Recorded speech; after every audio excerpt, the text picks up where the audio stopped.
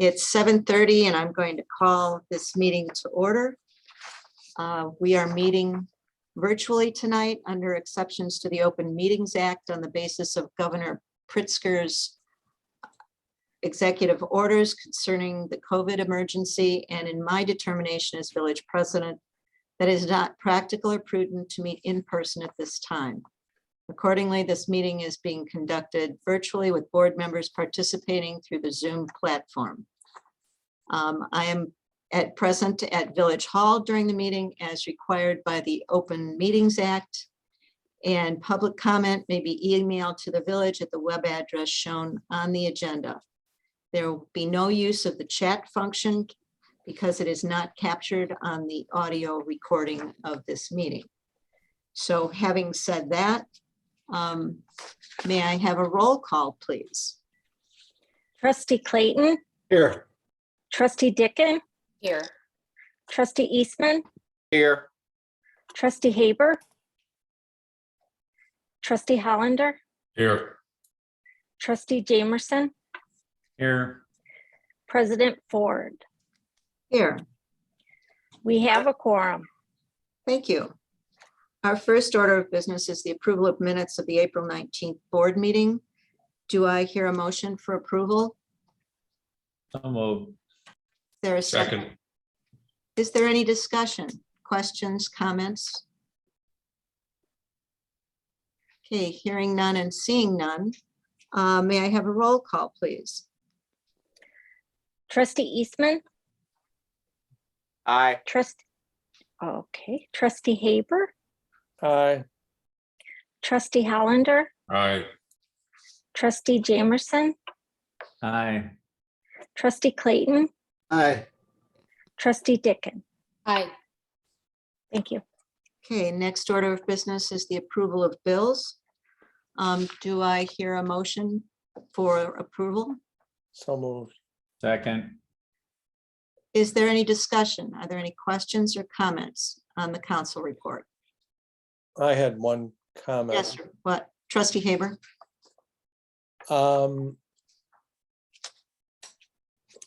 858, the snow removal. There's like six bills. But then the budgeted amount is zero, and then there's a negative 93,000 in the year-to-date balance. I just didn't understand that. If someone could maybe explain that to me. Those are all the private streets that we're plowing. No, I'm just kidding. It's, Something doesn't seem to jive there. okay. Nothing is budgeted and the year-to-date balance is a negative. There are, I brought this up a couple times over the last few months as well. Apparently, part of the problem, and I don't know if this is the answer, is that they back bill, and that these are bills sometimes from back in December and January. That was the answer when we asked this question before. Yeah, And frequently they plow the private streets and then back charge them, but we never know how that appears on our billing statements here. So I have never had a clear picture either of how this snow removal is billed and for what it's and who's responsible for it. Normally it wouldn't be very significant, but with snow removal, we're talking sometimes between $50,000 and $100,000. It's a lot of money. well, I can tell you that that probably continues. The other piece is that some of these may be for private streets. I don't know the answer to that, and therefore it would be coded and there would not be a budget for it. But I will promise you, I will get more clarity to that and write to you afterwards. Trustee Clayton, did you have something to add, please? Yeah, I believe those are coming out of the motor fuel tax fund. I think that's 104. I'm not 100% positive. Yeah, I think so. So too. that's why there's no budget. We just draw off of that fund without a budget. If that was the case, it means that they're public streets. And the question is why are we all of a sudden again this month, in addition to last month, getting all these bills? Because you can't be taking it out of the motor fund for private streets. Let me clarify that for you. And if they're public streets, Yeah, it should still be a budgeted amount, whether or not it's from Right. the motor fuel fund. It should still have a budgeted amount. okay. Plus, the other issue is that these bills are dated from February, March, and April.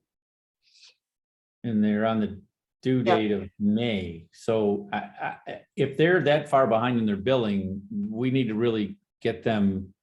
I mean, my opinion is they should be billing us more often, or we should be paying them more often. If we've been sitting on a bill since February, No. there's something wrong in the accounting department. Well, it's probably a little combination, but we have noticed that they've been a little bit disorganized in their billing. And we found that in a couple of spots. So it could be that they haven't sent us a bill for the for the plow that they did in February.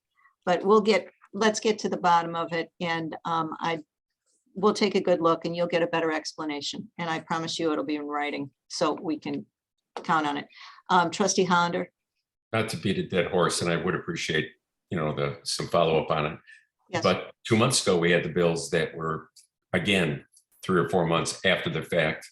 It was supposedly for prior services that they delayed. So maybe we can get it from the beginning of the season to present date. Yeah, Some sort of analysis. Thank you. okay.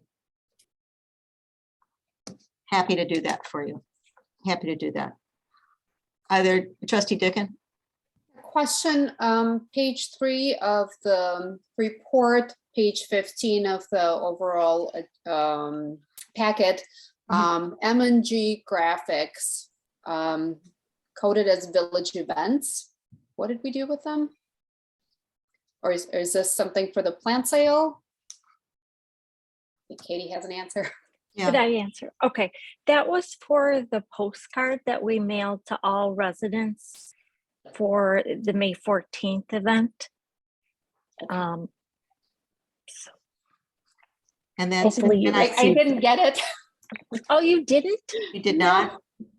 I'll have to check. And did anyone else receive theirs? I know the mayor did. Oh, Yeah. everybody. Okay, Yeah. awesome. Okay, Lilia, I will check and see Okay. if your address is on there. I'm Okay. sorry. No problem. yeah, and I do know that Katie has been watching that very carefully, and the bill started out higher than that. And so Katie has been very diligent about making sure that we get what we're supposed to, and in the quality we're supposed to. So what did the cost involve? Was this design, printing and mailing and Yes. mailing costs as well? All of it. Yes. Well, then it's actually not that high. Oh. Considering 4,000 residences, it's actually not that high at all. We don't have 4,000 residents. We have 1,300 Addresses. Oh, addresses, 1,300 addresses. roughly. And Okay. they're postcards, so the postage is So they're less. 50 cents, 50, 60 cents each. Yeah, they're less than 50 cents each postage. Well, it's a village event. We'll see who shows Okay. up, and we certainly hope we're going to have, and a bit later, you'll get a little status report on what's going on with that. Great. So thank you for that. Thank you. Any other comments or questions? Okay, hearing none, may I have a roll call, please? Trustee Clayton, Aye. trustee Dickon, Aye. trustee Eastman, Aye. trustee Haber, Aye. trustee Hollander, Aye. trustee Jamerson. Aye. Thank you. Bills are approved. Next item on the agenda is the Treasurer and the Finance Committee report. Trustee Clayton, do you have anything for us No. this evening? No report. Okay, thank you. Director of Community Services is on vacation. So we'll move forward to the consultants' reports. The village attorney, please. I don't know if I have anything in particular to update you on. Thornton's is still being processed. I don't have any news on there. Maybe Chris will have news when you get to the next consultant report on that processing. So things are pretty quiet at the moment. All's quiet on the Western Front, right? Are there any questions for our village attorney? Okay, seeing none, hearing none, we'll move on. Village engineer, please. Good afternoon. So Thornton's did resubmit their plans to me I am in the process of reviewing them. They did get comments back from the county. So they have to go through their review as well. So that should be done this week, at least on my end. I don't know when they're gonna resubmit back to the county. And then we did follow up about that corner that was kind of roughed up for restoration. We first went to the direction and drill company that's been kind of around certain areas, doing some direction and drills for some underground utilities. They weren't at that corner, it was actually ComEd. And so we're in the coordination with ComEd to try to get out there, and they said that they were going to try to get it fixed up, but obviously the rain is not helping, and we're going to get even more rain. So it might be a little bit for that restoration, but at least we have hunkered down who did the disturbance. And then on the operation side, I know that our crew has been slowly checking off some more meters. And I know that they've been working with the chief on getting some lists and being able to make phone calls after hours, such as the evening hours when people get home from work, to try to get a hold of them to schedule up the select few that we have left. Other than that, that's all I have for right now. Are there any trustee Jamerson? I have a question, but it's probably not for Carissa, it's probably for Bruce. But it has to do with Thornton's. Correct me if I'm wrong, are they not supposed to open by November of this year? They lose some financial incentive as they're delayed. So Okay. it's Okay. on them. All right, that's what I just wanted to make sure. Thank you. Are there any other questions? The village ecologist isn't with us this evening. Plan Commission. Chairman Brightcoff, would you like to try?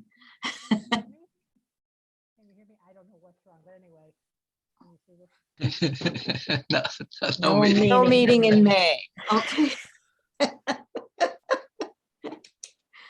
Trustee Hollander, Do we know if not Thornton's, if Lexington is coming before the Plan Commission in the near future? We do not. are there any other questions? You want to try to ask her a question? Okay, moving on. Zoning Board of Appeals, did you meet? Nothing to report, nothing at all. Thank you, Chairman Gradick. The police report, please. Chief? The police activity is in the packet, and on the page after the police activity, which is page 22 of the packet, there's a document, Illinois Law Enforcement Training and Standards Board in-service mandates effective July 1st, 2022. So with the Police Safety Act, which was a pretty large act, several hundred pages, much of it had to do, or some of it had to do with police training that's now mandated. We already had some training that was mandated, and now they've mandated more.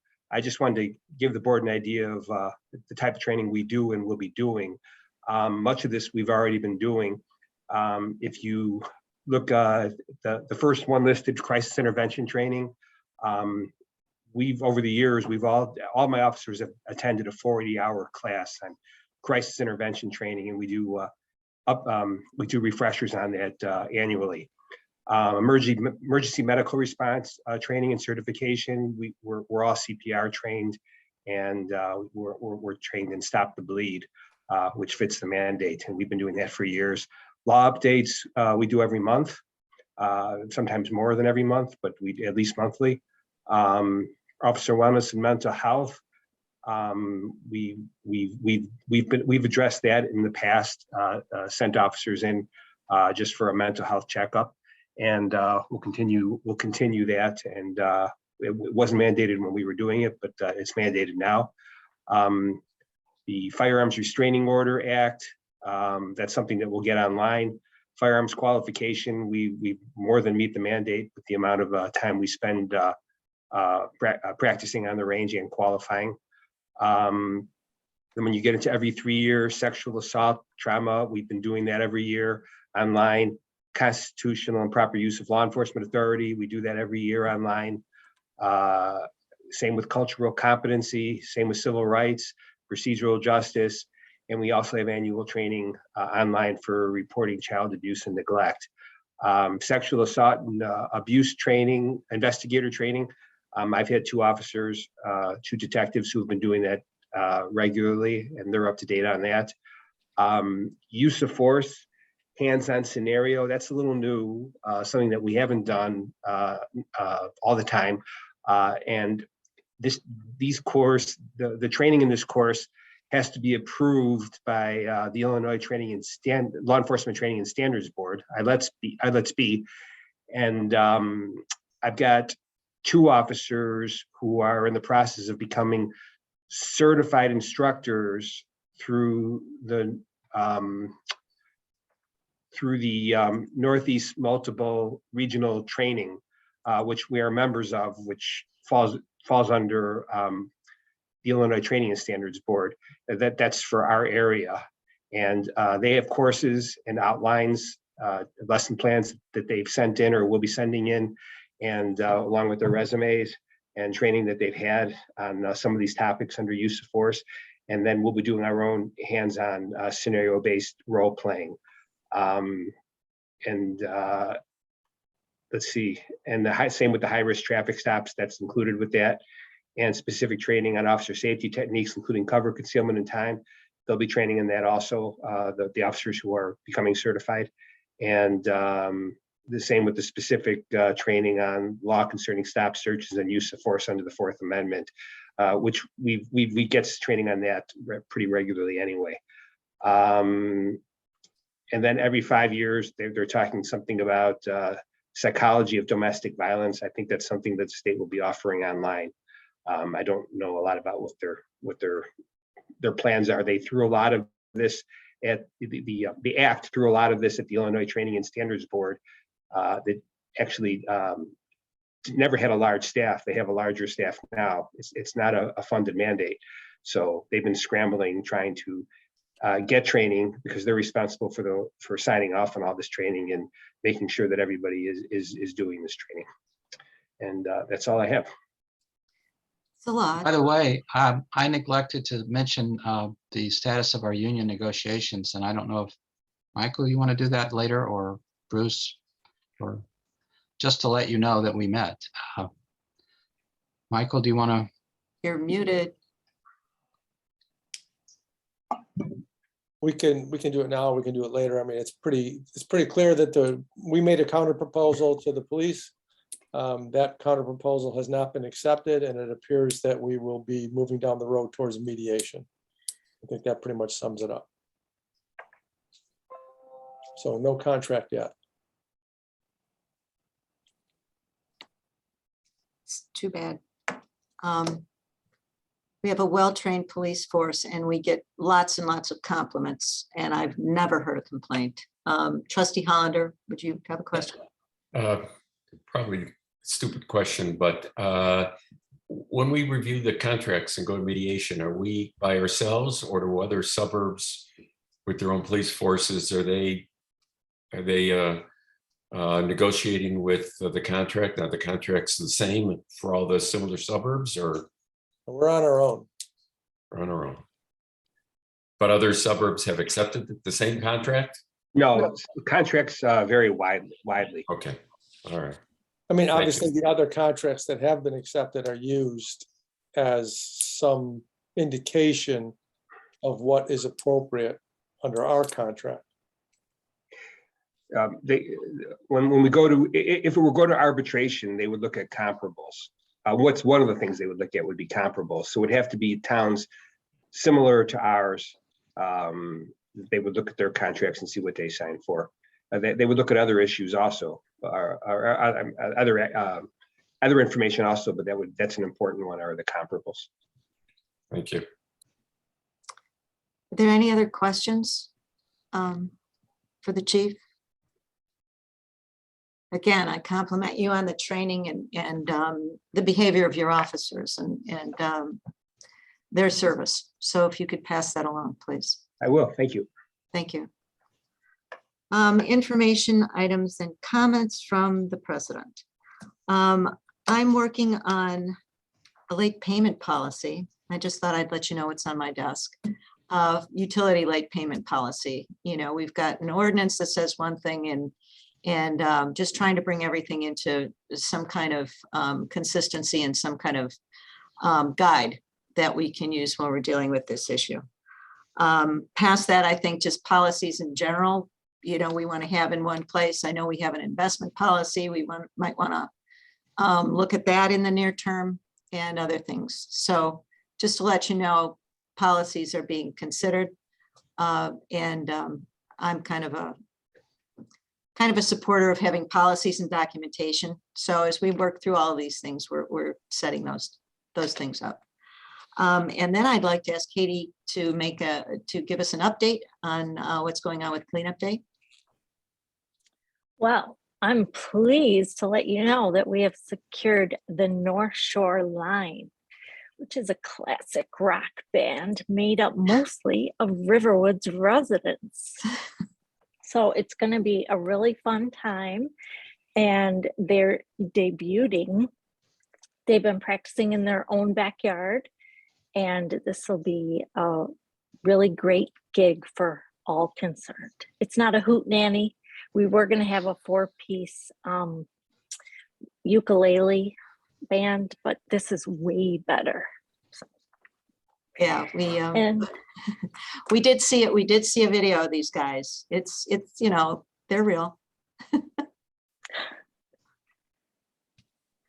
So I think we're probably, I think Katie's going to be working on a map for pickup and stuff like that with the trash. We haven't been getting a heck of a great response from the HOAs and the SSAs that we've reached out to, but we'll see what happens, right?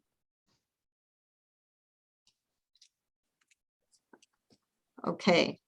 Do you have any questions for me? Comments, direction? Trustee Haber. So in the past, I know when we've done cleanup days, you know, people have just kind of done their streets and then they would leave the bag of garbage that they collected on the road. Are we going to have Lake Shore coming around to pick up those bags, or is there some protocol that we know about? The answer is no to Lake Shore. And dumping the bags at Village Hall is great. And we're working on getting the truck out there and using our village truck to pick some things up. So still a bit of a work in progress, but we'll get there. Okay. We'll get there. Trustee Jamerson. In the past, Mike, the last couple of cleanups, I drove around in my pickup truck because the village didn't own one, and picked up the garbage. But unfortunately for the village, unfortunately for me, I'm going to be out of town at a 80th birthday party. Really. So Nice timing. I'm Thanks sure so they're much. looking for somebody to drive the truck, Mike. So if you want to drive it.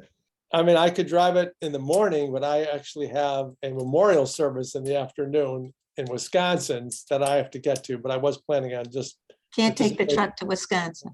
yeah. So I think Andy, being the youngest member of the board and the strongest, probably should be the one who drives the truck. I think that may be on the card, so. Yeah, we we're might be through working that out. Okay. Either that or, you know, Al loves that truck. Officer Al, he loves that truck if he's on. No deal, huh? He's Okay, not on that day. I He's saw out him he's out today. that. Yeah, I he's saw out. him, I saw him today when he was put a car seat, or yesterday when he put a car seat in my car for my grandchild, and he's not on that day, so. well, okay for Al. All right, are there any other questions? Any other comments? Okay, moving on. Do we have visitors wishing to address the board on a topic other than what is listed on the agenda? Did we have any emails? no emails were received. Okay. New business. First item, the only item on new business is Water Infrastructure Committee status report and a request for approval of topographical existing conditions and water supply modeling engineering work in an amount not to exceed $106,000. You've gotten the memo in your packet. And things that I would like to highlight to the group is that there are currently 369 unserved properties in the village, and that's roughly a third. Systems additions in the past were, some were wholly paid by SSAs, but there are others that did receive village assistance, either directly or through grants in the past. So there's not a clear path here. There are issues that we are considering about this and health, and that's wells should be monitored. Maintenance, wells take more maintenance than what would first be apparent. Safety, and I think this is a big issue where there are no water mains, there are no fire hydrants. And the other issue with not having, with a safety issue has to do with the sprinkler system. You know that we have an ordinance now for new construction and sizable additions to have sprinkler systems included. That's a most difficult task if you have a well. There are might be need for more pressure pumps, storage of water and so forth. And then power supply. If the power goes out and you don't have a generator, you don't have water. Well pumps need power. So the committee has done a lot of work here. We've gotten together and we know there needs to be a very frank discussion on a community level and to see how we might extend our water system. We divided the work into 3 categories: civil engineering, that's obvious, legal issues, formation of SSAs, and so forth, and then financing sources. And that includes SSAs, that includes connection charges, that includes financing from capital reserves, water reserves. It includes state and federal assistance. The financing is the part that I think that we want to make sure that we take the closest look at when we work through this. But again, we really need to think about this as a community. And what I've written here is setting aside history and looking forward 10 years, 20 years, 50 years into the future. That requires a community focus. How are we going to leave Riverwoods residents? How are we going to leave our village when we have an opportunity now to shore up our infrastructure? So that's a big community issue. What the committee has talked about first is the project even feasible? Can we even do it? So this is the first step in this, trying to gather all the information, all the data, and then bring a full picture. And the feasibility is very important. So we're asking the committee at this point to approve the spending for basically, to find out if we, the topography, the existing conditions, and the water supply system, if we can do this. So that's what I'd like you to look at. And one of the things that, and I am going to screen share. One of the things I found interesting was what the village looks like when you talk about who has water, who has access to these mains, and who does not. So bear with me. Please let this work. See it? Nice. Got it? Got it? Okay. I'm going to scroll down here, and the blue areas have water. The orange and pink and purple areas do not have water. And I'm going to make this a little smaller. Oh God, I'm good. And you see they kind of group together as you take well, that's a little too small, but okay, they kind of group together. There's some natural groupings here that we're going to look at. So you see there's to the south, that's South Riverwoods and so forth. And then there's the middle section, kind of a central section. And then there's the north. So these areas have a natural grouping. And so as we're looking at extending water mains, and as you look a little closer, it's kind of tough to see with all of this. But you can see in the blue sections, for example, down here, you see where the water mains are. You can see where those water mains are. And over the course of our history, when when areas were added, some came with, the water mains were there because of the subdivision development. Others came because residents, totally opted in. But nevertheless, about a third of the village, it does not have municipal water. And I think this is pretty illustrative of what we're looking at as the larger problem. So again, I'm coming to the board asking for the approval, basically for a feasibility study. I think that might be a fair way to present it. So with that, I'd like to open it up for discussion by the trustees, by the board first, please. Trustee Haber. I'm wondering, of the 369 households that don't have water, Mhm. do you have any indication as to a couple things? Number one, how many of those are, of the 369, actually have access to the water line, crossing their property, number one? None of them. Okay, None of them? Okay. none. There are 87 homes. There are 87 homes who have access but have not chosen to connect. But that's in addition to the 360. In addition to the three, yes, yes. Okay, and then of those 369, do we have any indication as to how many of those are, steadfast in their view that they want to stay on well water? Because I've always been a proponent of watering the entire community. I mean, I always thought that was a good idea in the, in where we stand today. But in the past, we've had some really vociferous members of the community who have said, we do not want water, we want our well. And, we've had multiple sessions Yeah. where we've made presentations, et cetera, over the course of my, 30 years doing this with the village. And there's always that core group of people who just love their wells, have great water, want their wells, and there's no convincing them. And I'm just wondering, of the 369, do we have any inkling as to how many of those are those types of homeowners?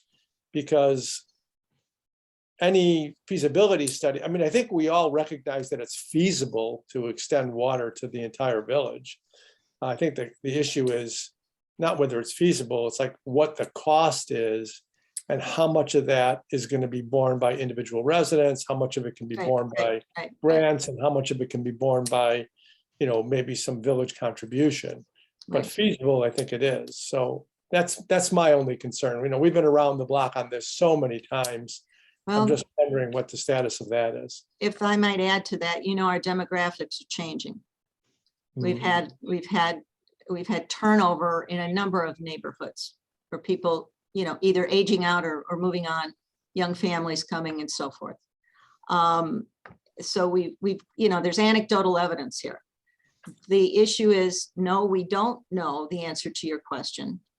But I think that it becomes a question of, it almost becomes a question of cost. Do you want to bet on your well going forward, or do you want to pay X dollars to have access? And we don't know that X dollars yet. We just don't know. So I don't think we're not ready to, have a vote. We could, you see how they naturally group on that map, and it's possible to establish larger SSAs. And then you need 51% and so forth. But a detailed argument, I think some really serious facts and figures need to be available rather than I love my well, or I don't want to pay X. We've got to approach this on a more meticulous basis than I think we have in the past, because it's a serious problem.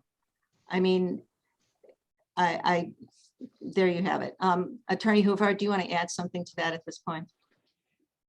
Well, just to point out, part of the research the committee was looking at is that we have been trying to rely on groups of homeowners forming SSAs for quite a while. I went back in time and looked, and this is the history Michael is referring to. The big impetus for water came about when Lexington Homes, Lexington at the time, developed Thorngate. and a water main was brought down Deerfield to Port Wine. When that happened, it became possible for groups of residents to start thinking about water projects. And between 1999 and 2003 or 4, that's where the majority of the area that's newly served, in addition to Thorngate, became served. That's when the largest water SSAs were formed. One more SSA for water was formed in 2013. But essentially between 2003 and today, so virtually 20 years, we've had one new SSA for water in all that time. So, I think that the idea was to be meticulous and try and come up with a financing package that's equitable, takes cognizance of the fact that many people paid. I look back at history, most people in their SSAs paid less than $15,000 a piece as a connection charge, most, when I look historically over what happened. Of course, I could also tell sad stories about how low the cost of the mains were 30 years ago compared to where they are today.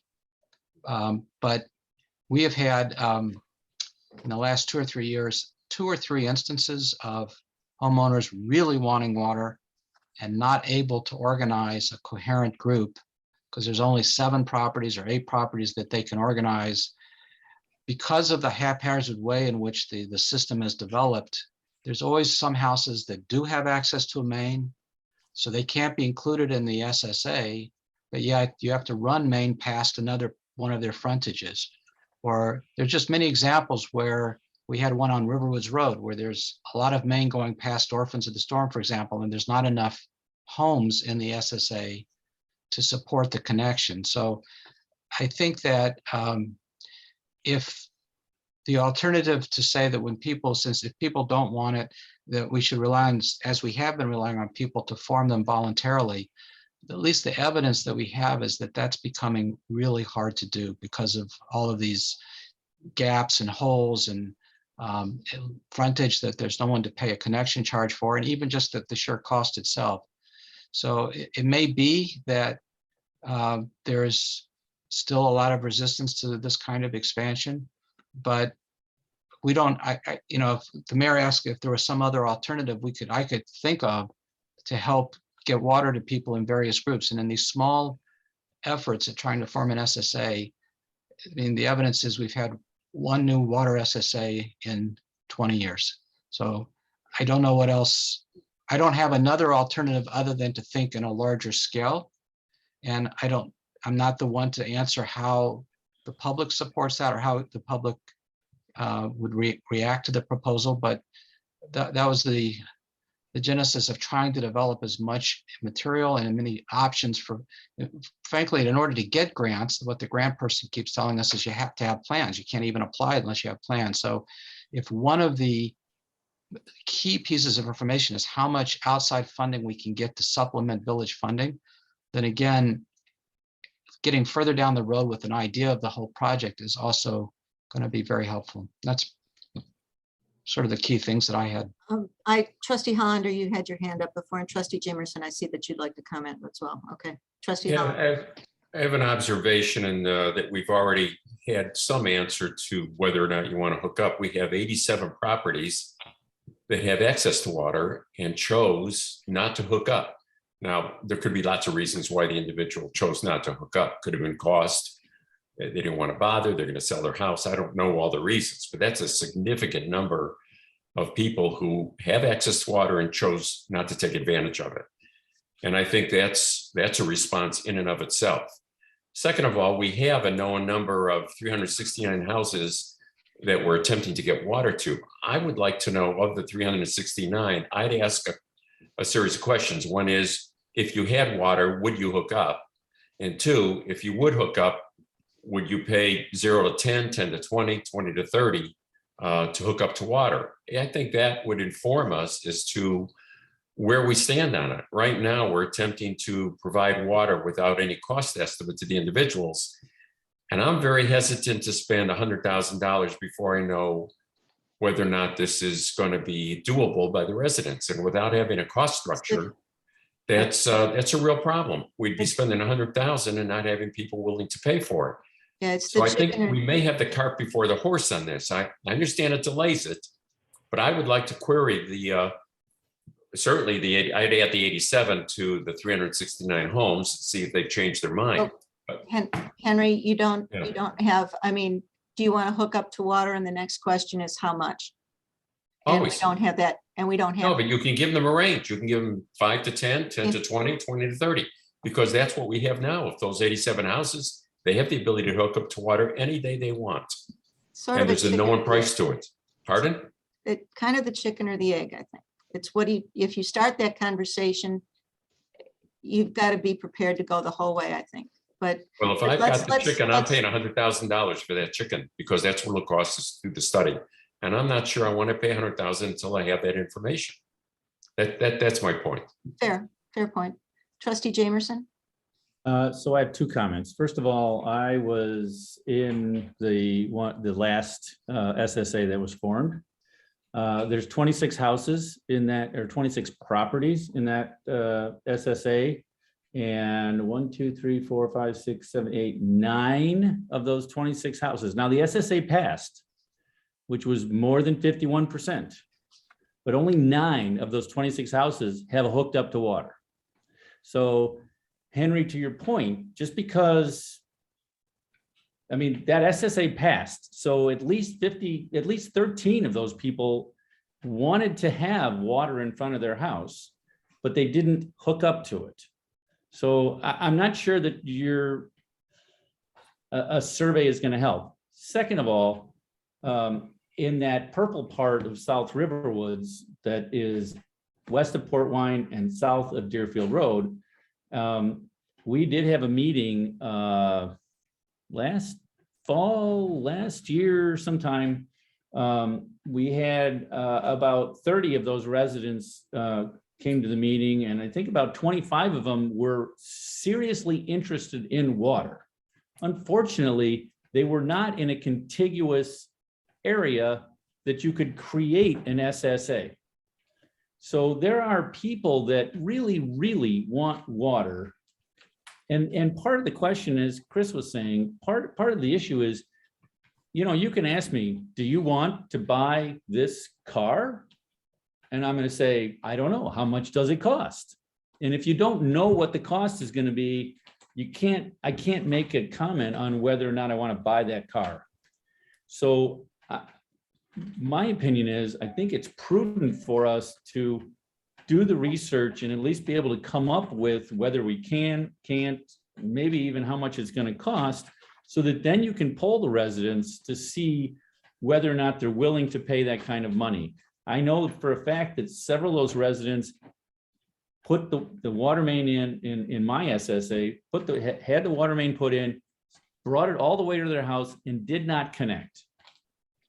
And they did that so that they would have a future possibility of when they sold that house, they would be able to tell the buyer that they have water available literally right here.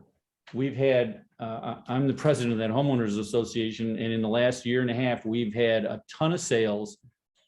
But we've also had at least 5 buyers ask the association, does this property have access to water? And when we told them, no, it's not in front, it's down the street, those buyers disappeared. And that's a huge issue for all these people, whether they believe it or not. So. Trustee Haber?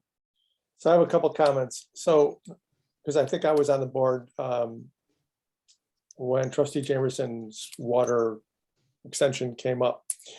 And if I recall correctly, at the time, there was an effort to actually expand that to other members of the South Riverwoods community that were west of Port Wine, and you were not able to actually get that interest. I mean, if you even look at the map, you can see that there's like carve-outs, which are, strange, like 3210, 480, 540, those are all fairly close. And But they're not carve outs. Those aren't carve outs. They're in they're the not SSA. No, they didn't hook up. That's what that map means. No, the blue- white ones are not hookups, but the blue ones are not in the SSA. No, yes, they are. No, the The blue. blue ones has are in water the and stuff. SSA and are connected. The white ones are in the SSA and aren't connected. No, I mean the dark blue, not the light blue. I know the light blue, that, you know, the purple or whatever that color is. Purple, the okay, purple. purple. To me, it looks like it's dark blue. I may be colorblind. But some of those, I think, you know, you attempted to include those, but they didn't want to be included at the time. I mean, that would be my one So comment.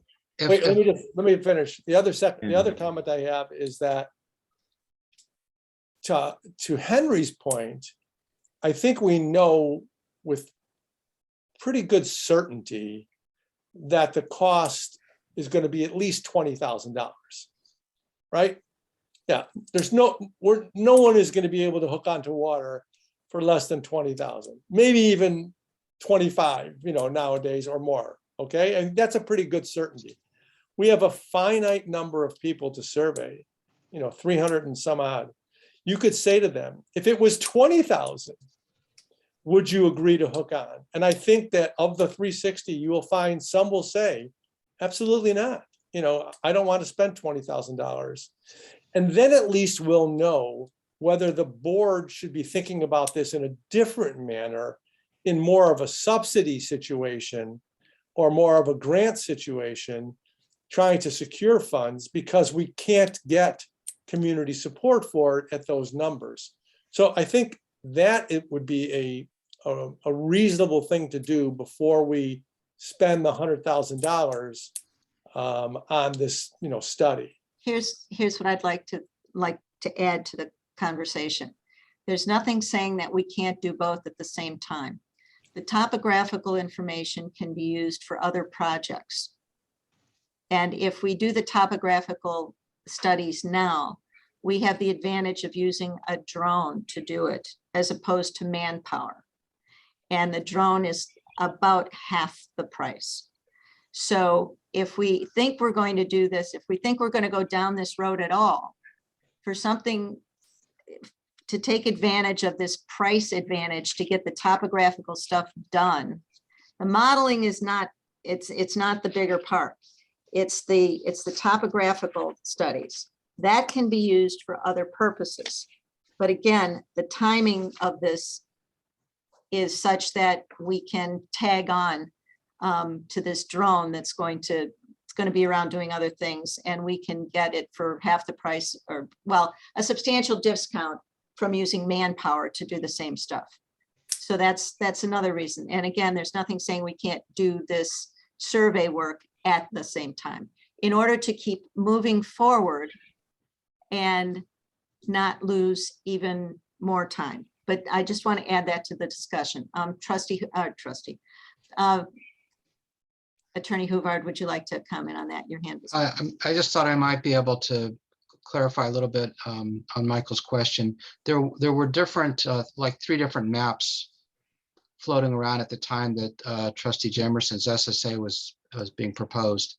And as often happens, while there were people either further away who wanted to be on, there was someone blocking contiguity along the way. So it was still a mixed bag of, there were people who wanted, people who didn't. It was just that at some point in time, we end up shrinking the SSA to what's the most probable to get passed at that moment, because otherwise the process, you know, it just goes on. So, but there were several iterations. The other thing I think is fair to share with the board is that the current connection charge is $23,500, and we're not finding any projects that pencil out at $23,500 today. So where most people in SSAs paid back in the day $14,750. I know Trustee Jamerson's SSA was the most expensive because it was the last one. If you ask people whether they would pay $20,000, you might find what residents are thinking about. But on the other hand, you won't know what you're thinking about because you won't know what amount of subsidy is needed. And there is some subsidy needed because even the current charge at full 23,005 won't pay for water. So that's one of the reasons to think about trying to get an overall cost estimate and work with grants, because there is no scenario in which SSAs alone, as we currently structured them, would pay for this project unless people suddenly were willing to pay, what is really a lot more than the current charge. Trustee Haber. I just would be curious as to, when we say, I know when we did water in my area, and maybe Ms. Gratiter will remember even more, but I think our cost was something in the area of about $16,000. And I'm just wondering, what that would be in present dollars. We can talk about it being $24,000 currently, and now it's getting more expensive, but that may be basically very similar to what it was when I did it, and when other people did it 15, 20 years ago. We can't lose sight of that. The number may be bigger, but the actual cost is not necessarily bigger. So I think we really need to think about that as well. But going to your point, Bruce, I still believe that if you could wean from the 367 a number of people, you would know if you said, at $25,000, are you interested? And they said, no. I think that's still valuable information, even before you go to the next step and decide, okay, we have to subsidize. You may find out, yeah, they're all willing to do 25, and then you don't have to subsidize, and it'll be an easy decision. But if they say no, if 200 of them say no, we can't pay 25,000. Now we know it's a significant subsidy, and then the board has a different question. So here's the one question I would ask you, and I understand what you're saying. Do you think, and this is again as a board, it's really something you have to think about, knowing your neighbors. If the opportunity was presented to residents, that this is a one-time effort, that the village, we make this effort, it's been 30 years since we made the last effort. It's not going to come around very easily.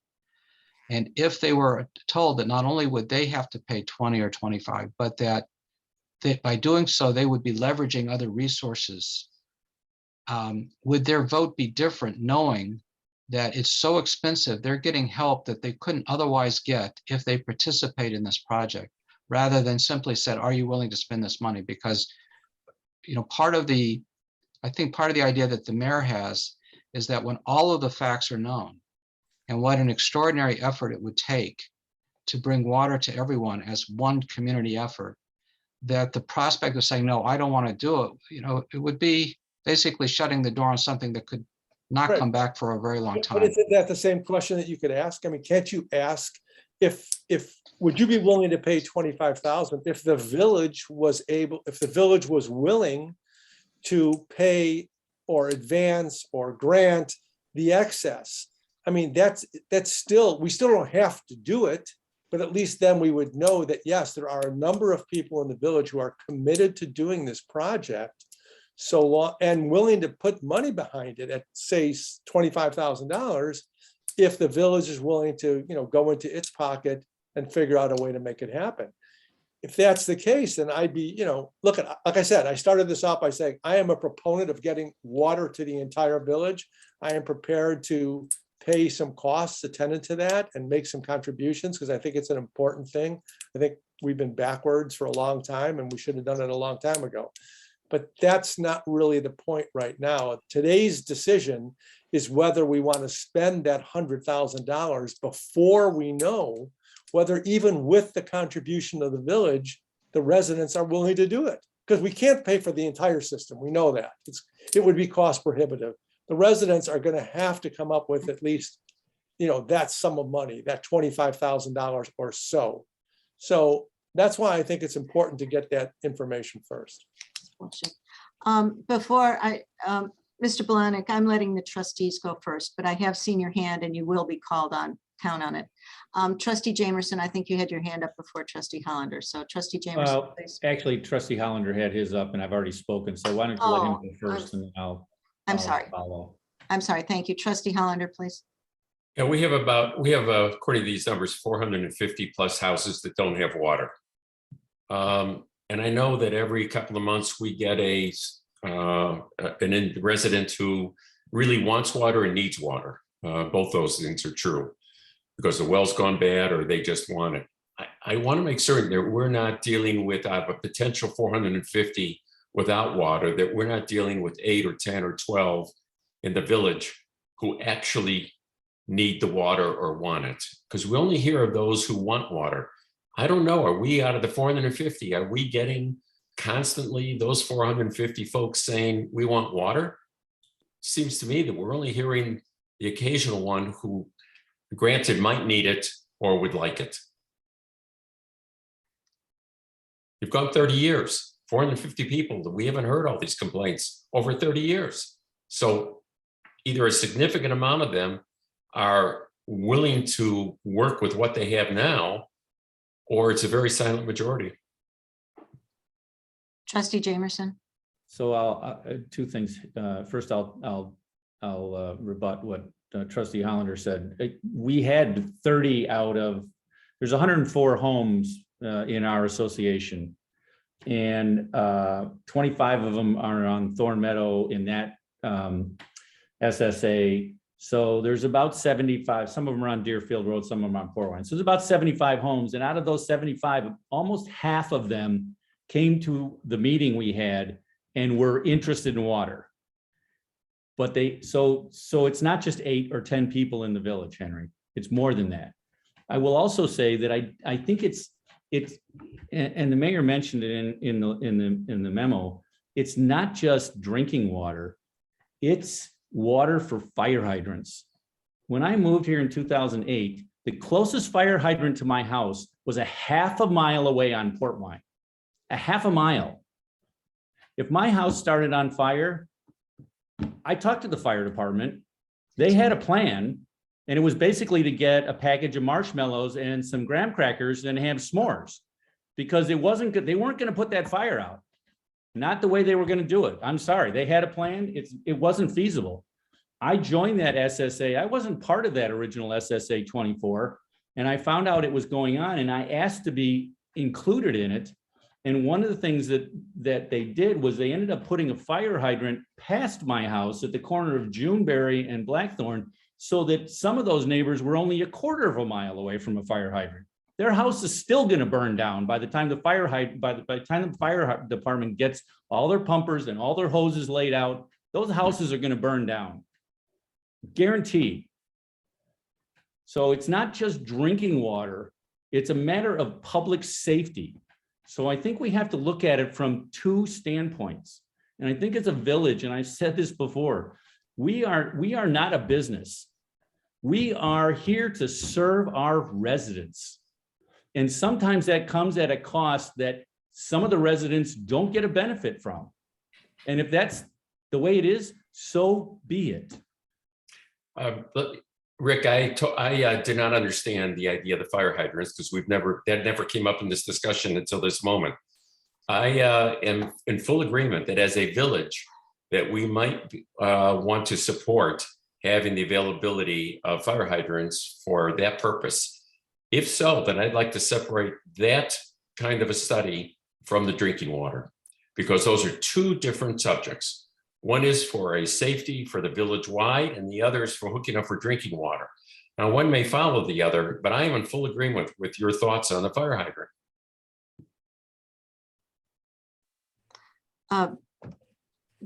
Well, let's hear from the village engineer. Carissa, you want to go? Just real quick on that topic of the modeling. So basically your fire suppression actually demands the most PSI, which is 35 is required for your fire suppression. So the modeling actually goes for the highest requirement. So no matter how the models ran, that's in conjunction that would be the first drive is the fire suppression. It's not necessarily the pressure to the homes, but it's for fire suppression, because that actually takes up the most gallons. Is if a fire does occur and they start drawing from a fire hydrant, how that system compensates for that huge draw that that brings on.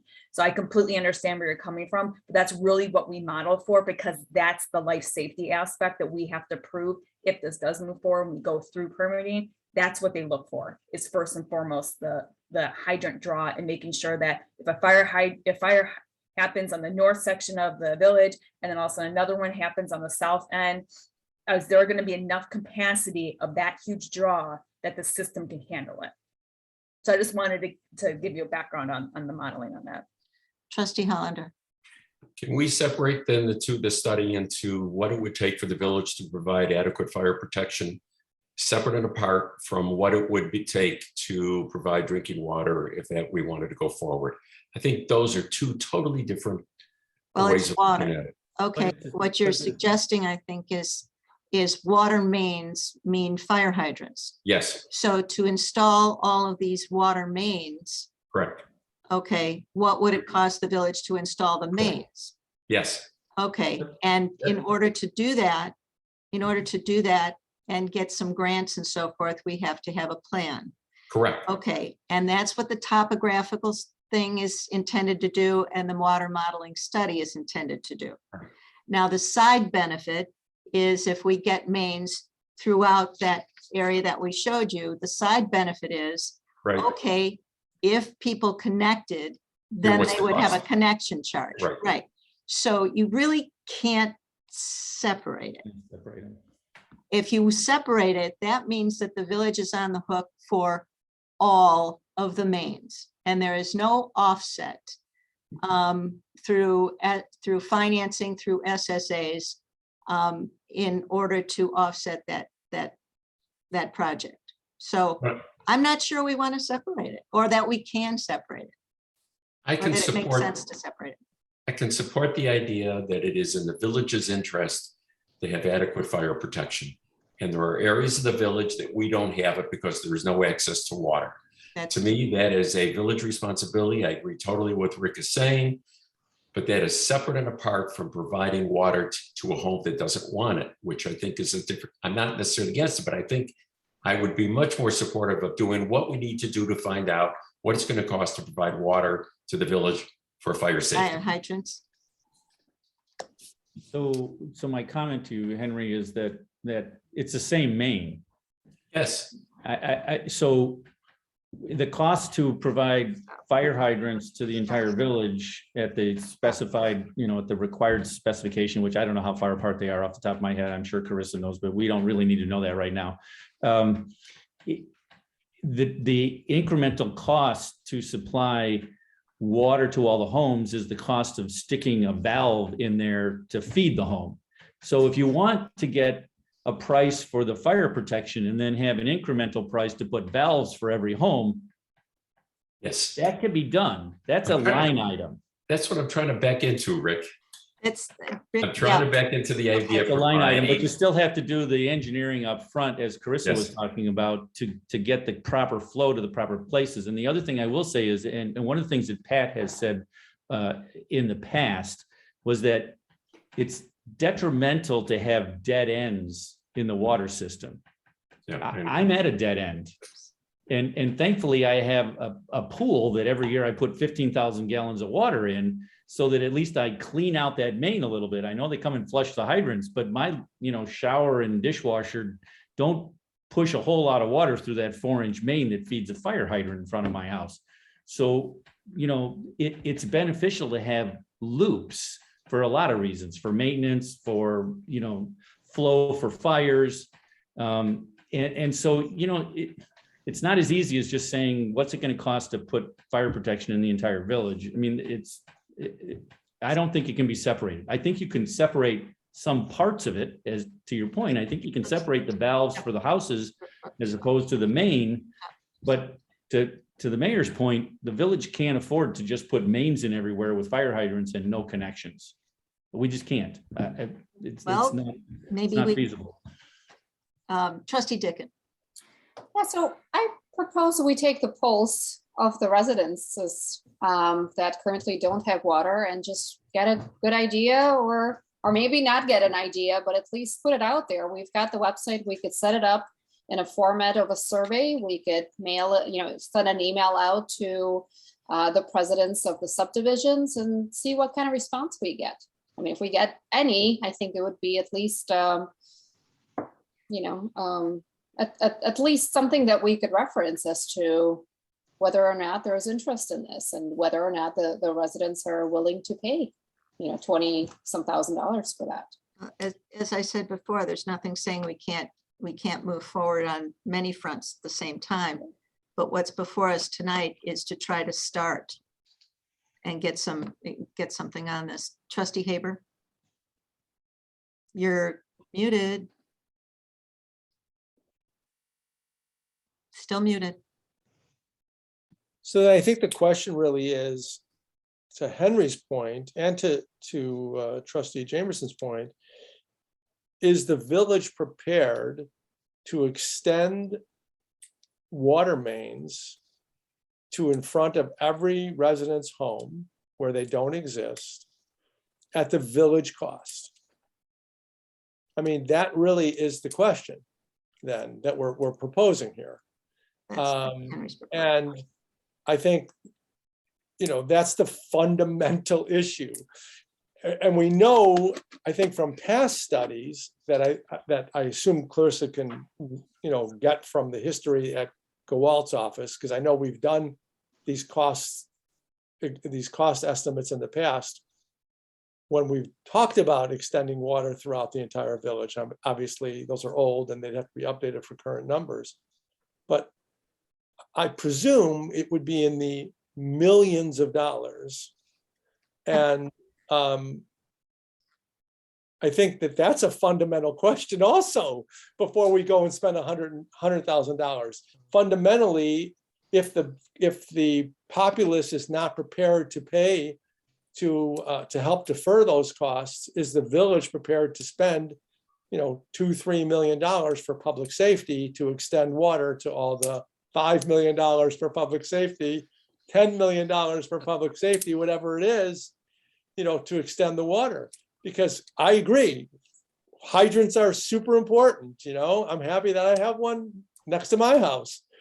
But those who were in those special service areas paid for that.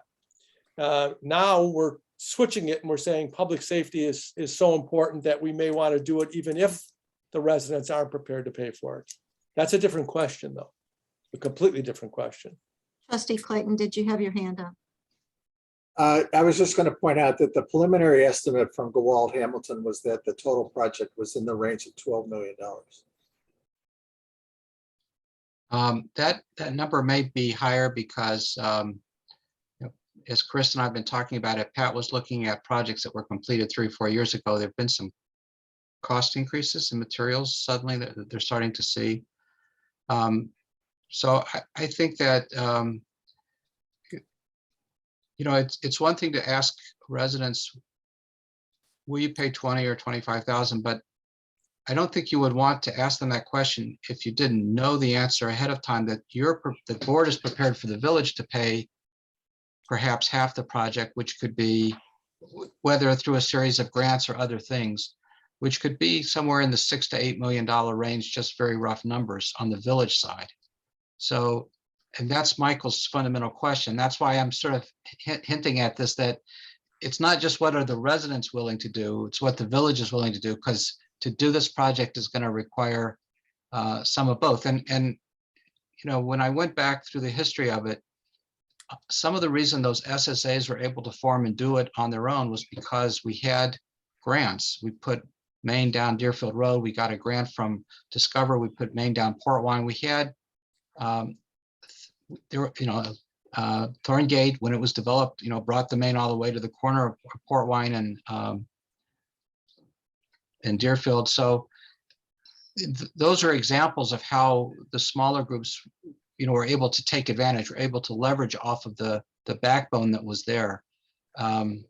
We didn't even have enough water for everyone even today, except for the improvements we made with the reservoir and with Northbrook again. So I just think that this is, in order to do this project throughout the whole village, there's going to have to be a meeting halfway between residents and the village in terms of what you want to do. You know, okay, Well, I want one trustee comment. Haber, go ahead. Mr. Blahnik has waited a long time, but trustee Okay. Haber can complete your thought, please. So if there's, for argument's sake, 400 participants, because let's assume that we force it down the residents' throats because we decide that there's so many people that are willing to do this, that it's a matter of public safety. If there's 400 residents who are in that, total population of people who need water, times 25,000, that's $10 million, right? So that $10 million goes a long way towards doing this project. Without that $10 million, we're not doing this project. Well, We're not going to get the grants. We're not going to be able to do this. The village can't afford to spend 80% of its funds on this project. It's just not doable. It's not feasible. So that's why I still think it's important to find out if we can get 50% of those 400 people to sign on at $25,000. If we can, and if we say to them, look, it's going to be 25 and the village is still going to pay $4 million potentially, you're going to know where they're going to get that 10. But without that 10, we can't do this. Well, we're going to get the money from the people who connect, because not that they connect, but because they participate in an SSA. So one thing that we've struggled with on the water committee is that we can't do the project without getting a lot of easements. When I went back and looked at the history of SSA 14, which had 150 something properties, it took us 1.5 years to get all the easements. It takes 1 year to do a design, the final design documents, and get IEPA approval. So what you ask people today as saying, okay, that gives us a reason to go, we still would have to go through the process of forming the SSAs, getting easements. There's a lot of work that has to be done before it comes to fruition. So there will be different moments in time to take that snapshot, I guess, is what I'm saying. Financing is not out of the realm of possibilities as well. And that's something that the village has indeed done before, financing. So again, this is a start to a project that I think we ought to be looking at. I think that the $100,000 or so that we're asking has other uses. I think the $100,000 that's being asked for engineering purposes is a good start in that direction in order to get serious numbers instead of ballpark numbers, in order to give people something more realistic and something that you can hang your hat on, as opposed to, oh, gee, it's different now. There are a variety of reasons. And I would like to call on Mr. Blahnik at this point because he's here and is very interested in water, and he's been waiting for our discussion. So please go ahead. Well, first Mayor Ford, I really want to thank you, because about a half an hour ago, you said that we need to think about the village in 5, 10, 20, 30 years from now. And the fact that you have that forward thinking gave me, I do think the cost, so I'm neighbors with, there's 5 houses right around me. All different socioeconomic backgrounds and age backgrounds. The people that want water by me are younger and may have a little more money to spend for it. The neighbors that that don't want it, they don't want to spend. If you offered it to them for $2, they would say no. I think they're not being forward thinking. I think that they're not thinking about and to me, I studied engineering, got a master's in engineering. I own a construction company. Everything I do is X's and Y's. This is pure emotion. And I'm not used to being emotional about something. But I moved here 7 years ago, and I promised my wife I'd get us water. It's literally not even 75 yards away. And, you know, it was really sad to hear about Mr. Glenn. He was extremely helpful with our personal case, giving me options on trying to find a way to get water to our house.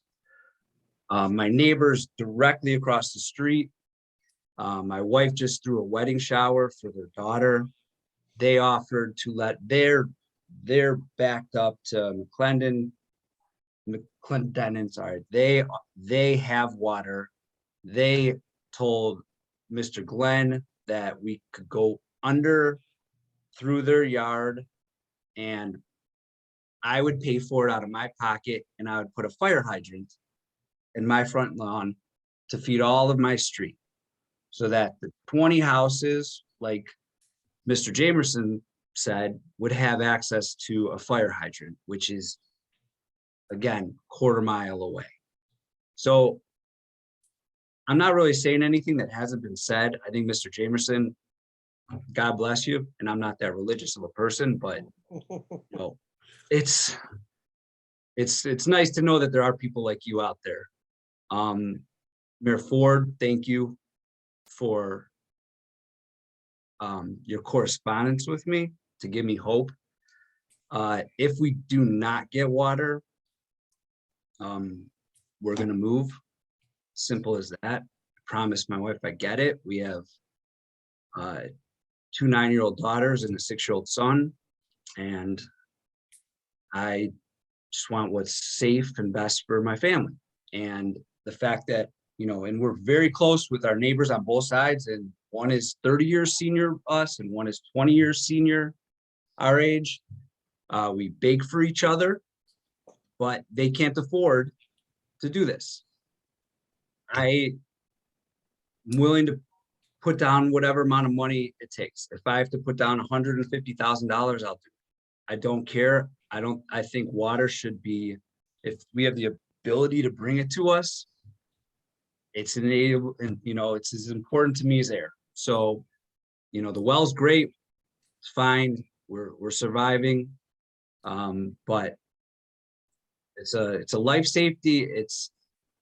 And again, I do a lot of, you know, not going to bring real estate values into this, because I think you own a home not to make money on it, you own a home to live in it. But it's really not forward thinking to think that if you spend $30,000 on water, that your value of your home is not going to go up way more than that.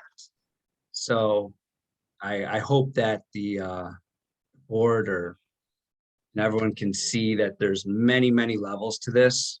I think it's a huge economic add. It'll bring the property values of Riverwoods way up, where you can see we're stagnant compared to our neighboring communities when we have some of the best education in the state, yet in beautiful yards, yet for some reason, the values, you're not seeing new homes, you're not seeing knockdowns, you're not seeing people purchasing lots and building new homes because they don't have water. So the people that disagree, I think, are not being forward thinking, and I'll do whatever it takes to help, and I'll put my money where my mouth is.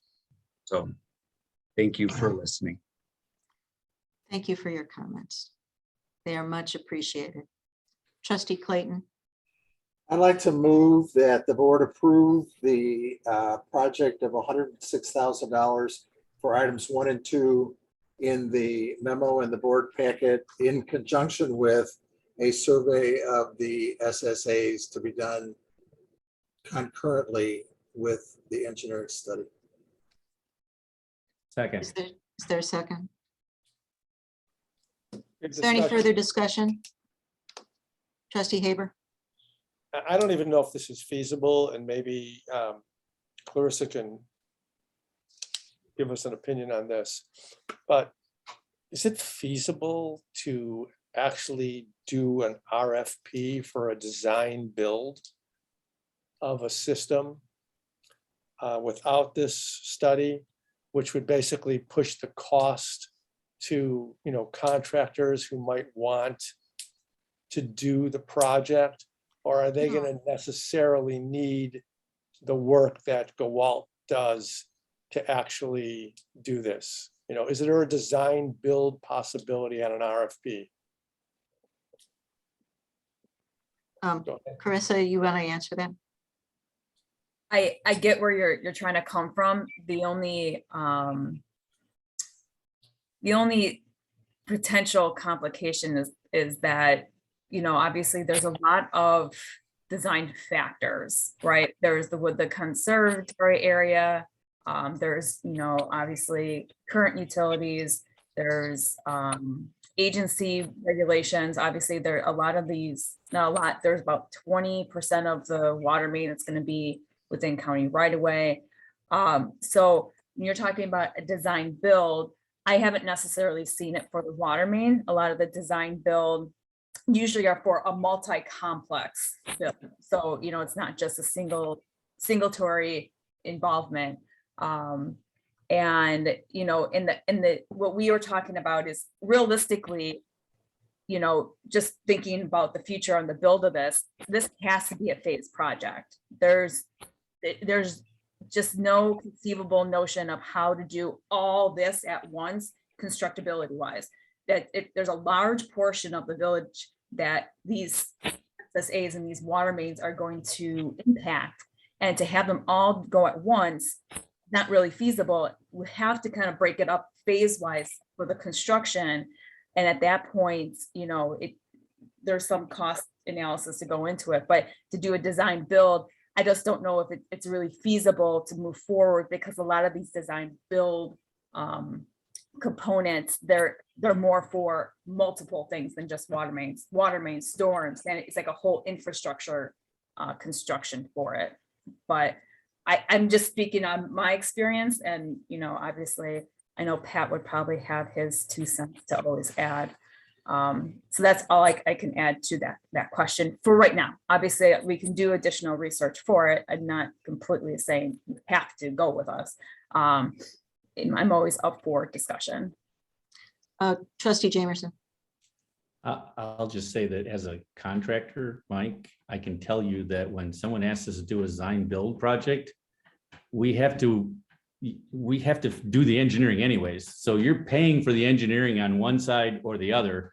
And Carissa has a lot of good points as to why it wouldn't really work in this situation, but we're not going to save any money by having a contractor engineer this project. And half the time, you don't always get the best value. I should not, as a contractor, I probably shouldn't say that, but you don't always get the best value as a design build, because they're going to design it the cheapest way they can to get the project. And it's going to meet the requirements, but it may not be the same design specifications that someone like Gawalt is going to do, because they have the interest of the village at their heart, as opposed to the contractor who has, getting the project at his heart, or her heart. So you're going to pay for it one way or the other with a design build. It's just paying for it one way or the other is not the problem, because you're going to, you would know, though, it wouldn't cost you anything for the RFP result. You wouldn't go forward. If you didn't go forward, you wouldn't pay for it at all. Cost of time. Whereas one is going to cost you $100,000 no matter what. So, that's not necessarily a good point. The other point you make, I think, is much more relevant, which is you may not get the best design, because they may want to cut corners here and there to make more profit, etc. Which I think contractors are, we're not the. Don't say like, it. You might want to stop. You might want to stop there.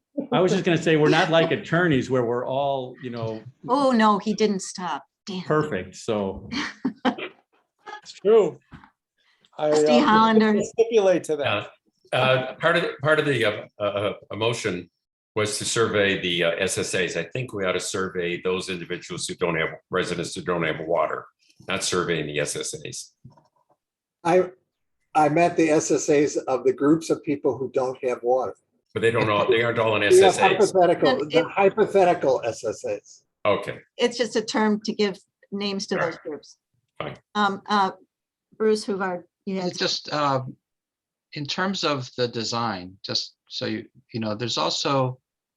there's most efficient, there's this and that, but there's also Riverwoods. And so one of the things that has to happen in the design is you have to look at trees. You have to meet with residents. You have to figure out. I've got 3 yeses for easements on this side and I have 5 nos on this side. I mean, a lot of things happen with these projects. And so working with an outside party like that could be very challenging. Trustee Bruce, Haber.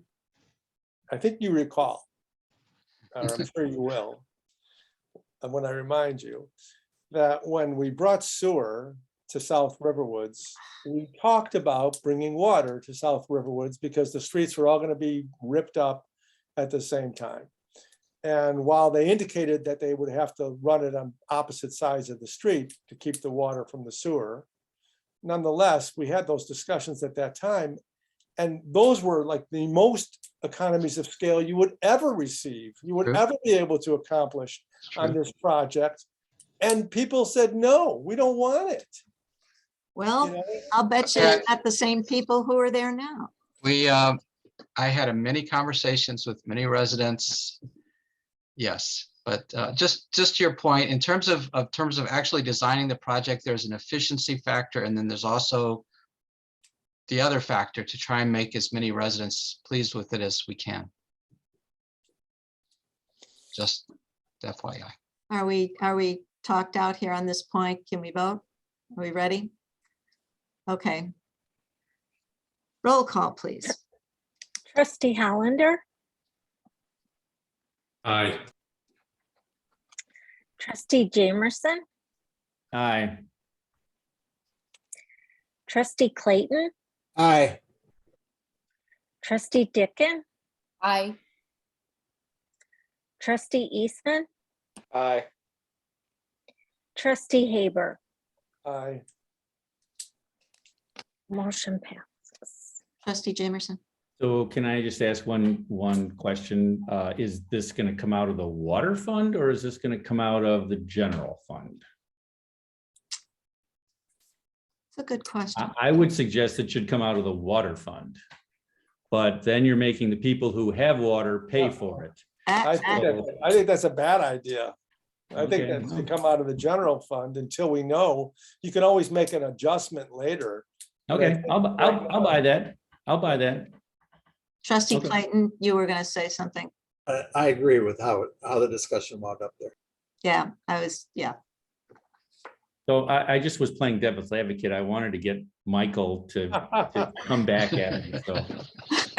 And I didn't disappoint, Rick. I You didn't. You did certainly not didn't. disappoint. You did not disappoint. A good discussion. Thank you all. Thank you very much. Thank you very much for that. Moving on the agenda, the old business, there's no old business. We'll move to committee reports. Trustee Haber, Legal and Police. I already gave the report on the police, nothing further to add. Okay, Trustee Dickon, Communications. Unmuted. Yeah, really briefly. So the online building permit application is finally done and it's being used by the residents. So thanks to everyone who's offered their feedback and helped me with testing the form. Now that's not to say that the website will, that's actually to say that the website will be an ever evolving project. So, as more great ideas arise, we can certainly revisit and incorporate improvements. Now with most of the permits, forms, and applications now being available online, my plan is to revisit the new resident packet and to update the paper forms that will be included in the packet that will include scannable QR codes. So it's been a little bit of a chicken or the egg type of project, but it's coming together and I'm hoping to have something for the board to review in the next few weeks. Let's see what else. The mayor's assistant, Katie, and I had stopped by the recently opened free thrift store that was set up on the corner of Milwaukee and Deerfield. It was set up by a State Farm agent and his staff. It was set up for Ukrainian refugees. And I think it's an absolutely admirable grassroots effort to help those who had to flee their homes because of war. So we just stopped by to say thank you and that we're proud to have them in our community. And NBC Chicago actually had sent the cameraman, and Mayor Ford had a couple seconds of fame on the news.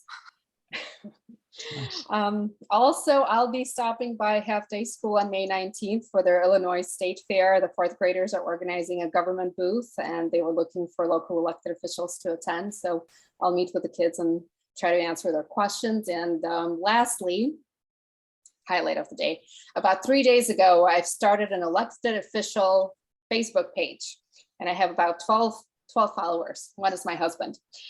So I thought it'd be an interesting experiment to see if this resonates with the residents and whether they would want to engage in dialogue via social media by actually following a person versus an organization.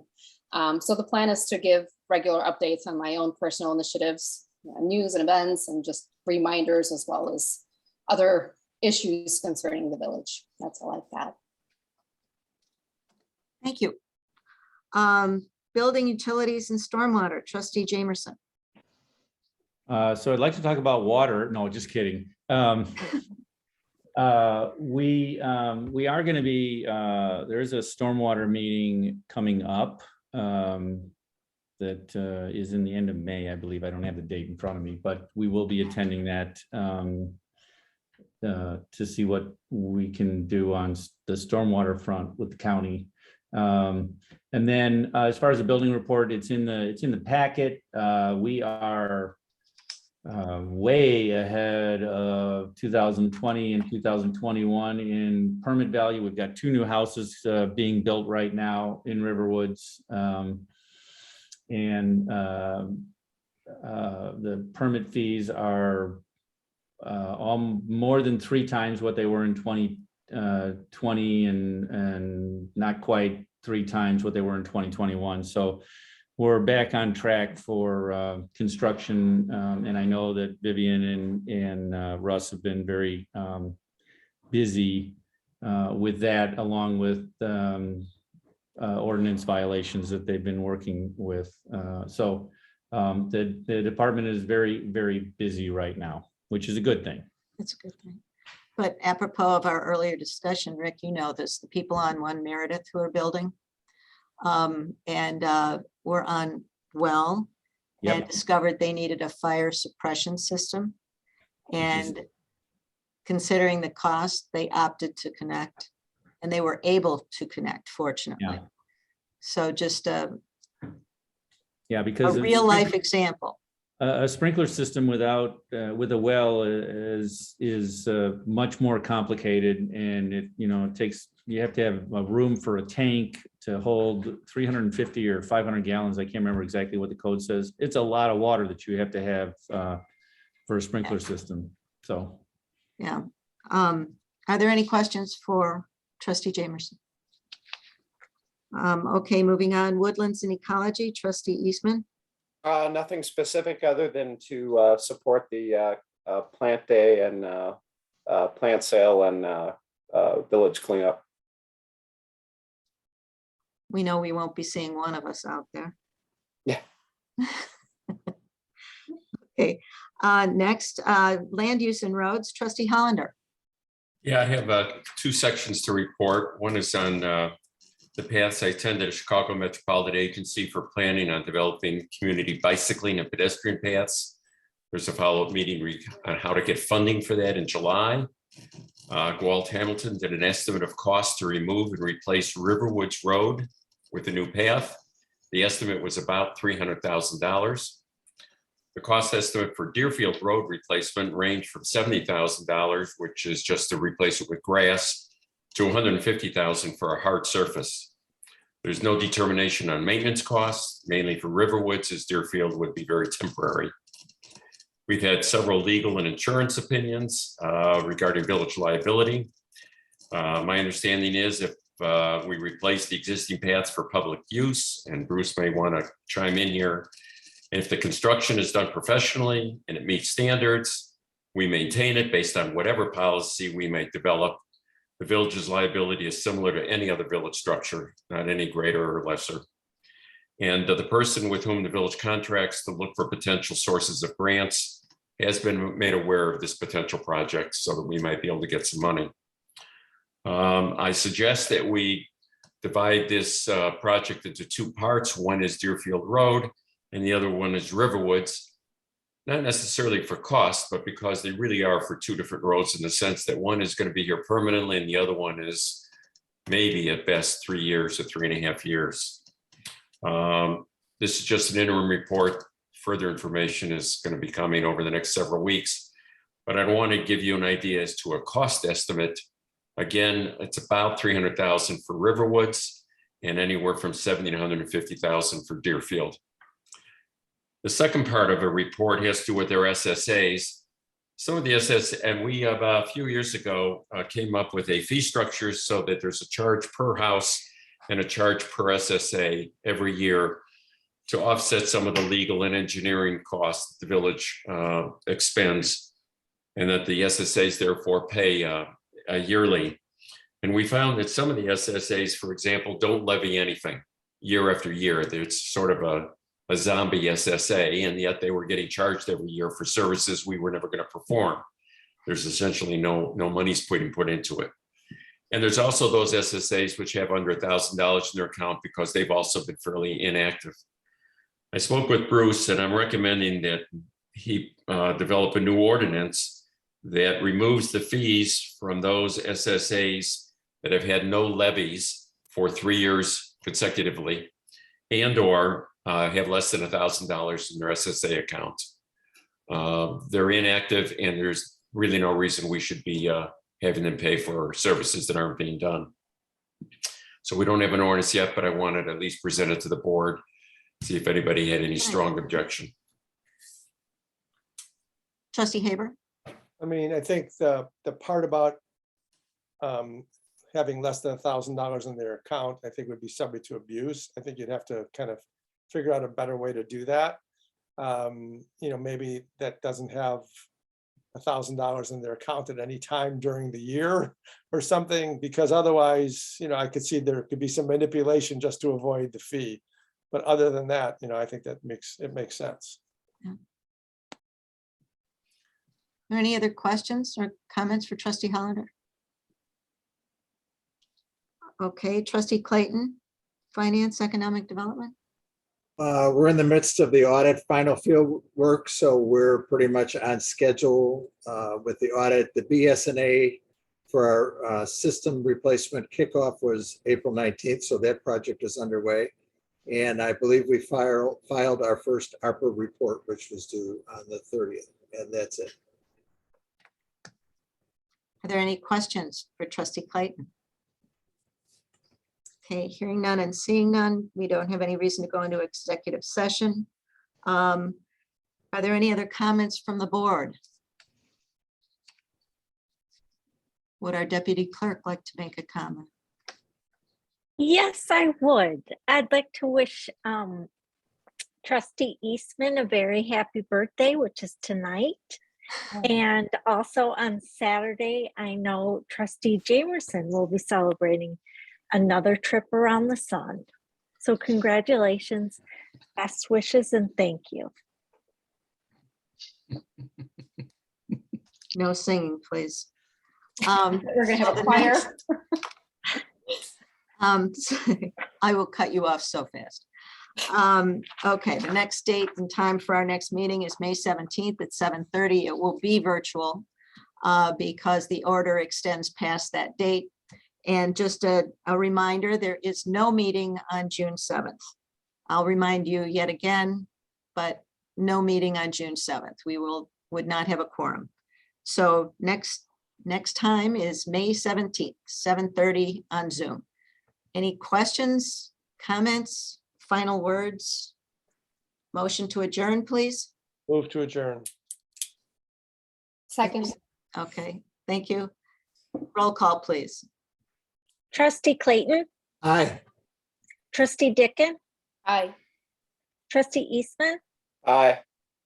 Trustee Haber, Aye. Trustee Hollander, Aye. Trustee Jamerson. Aye. Thank you all. Everyone. Thank you all very much. Good night. Night. Take care.